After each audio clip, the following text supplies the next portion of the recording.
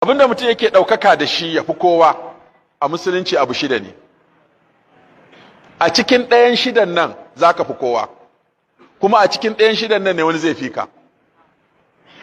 Saƙonnin gabaki ɗaya da manzon Allah sallallahu alaihi wasallam ya zo an dunkule sa cin abubuwan nan guda shida.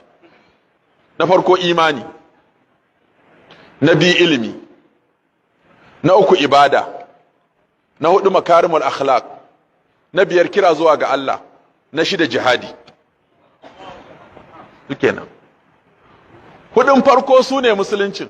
Musulunci dama ko dai ka yi imani ne, ko kana neman ilimi, ko kana ibada, ko kana nuna hali mai kyau. Su kenan. Duk wanda ya fika da ɗayan hudun nan ne, ko ya fika imani, ko ya fika ilimi, ko ya fika ibada, ko ya fika hali mai kyau. Ba su bane? To waɗannan hudun su ne musulunci, su kuma ba za a kai su duniya ba sai da abu biyu. Sai da da'awa, sai da jihadi. Ita da'awa shine ka tashi ka karantar da mutane. Shi kuma jihadi in wani yace ba za a ba a ce sai an je ko da karfin tuwo ne. Shine yasa kaga Ibn Qayyim ya kasa jihadi har kashi 13 a cikin Zadul Ma'ad. Yace jihadi kala hudu ne, amma kowanne ya karkasu. Akwai abin da ake kira jihadun nafs. Shi yafi komai wahala. Ka yaki zuciyarka. Ka tilasta zuciyarka ta abu hudu, to shine jihadin nafs. Ka duba Zadul Ma'ad. Da aka jihadin nafs kashi hudu ne. Na farko, ka tilasta wa kanka sai ka yi karatu, kuma ka karanta Qur'ani da hadisi. Ka tilasta wa zuciyarka sai ta karanta Qur'ani da hadisi. Duk inda ake karanta da Qur'ani da hadisi ka je, ko so ɗaya ne a sati. Saboda nan ne ake koyan shari'a. Ba za ka taɓa samun shari'a ban ba Qur'ani ba hadisi. Ko littafi kaga an wallafa daga nan aka ciro shi. Allah ya ce, annabi ya ce, anan musulunci ya ƙare. To shine yace ka tilasta wa kanka ta koyi shari'a, ta koyi ilimi, shine abu na farko. Kun ji daya? Jihadin nafs kenan. Jihadin nafs na biyu, ka tilasta wa kanka ta yi aiki da abin da ka koyan. Karatu kadai ba zai tseratar da kai sai ka yi aiki da shi. Shine jihadin nafs. Sannan na uku, ka tilasta wa kanka abin nan da ka koya kuma ka yi aiki da shi, kai ma ka koya wa wani. Ko abu ɗaya ka shina koya wa wani. Sannan abu na hudu, ka tilasta wa kanka ka yi haƙuri.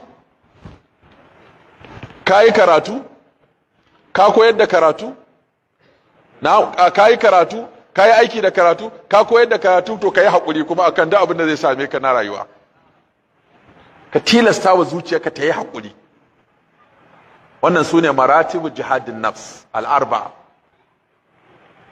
Sannan na biyu shine jihadu shaitan. Ka yaƙi shaiɗan. Shi kuma na shaiɗan ɗin hawa biyu ne. Na farko, ka tunkuɗe shubha da shaidan yake turo maka. Me shubha?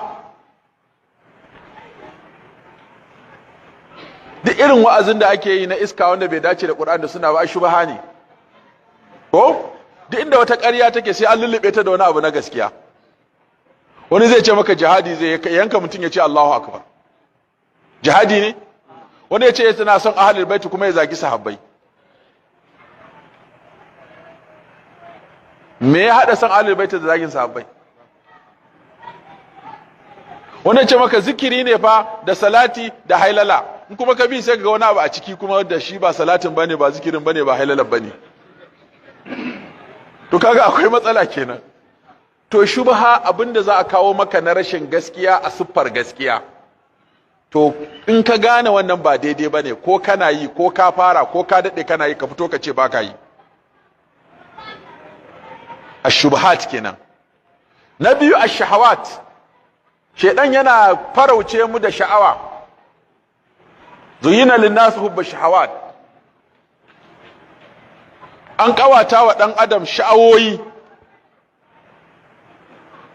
من النساء والبنين والقناطير المقنطرة من الذهب والفضة والخيل المسومة والأنعام والحرث. ده أنا الدنيا تقاري أبو شدنا.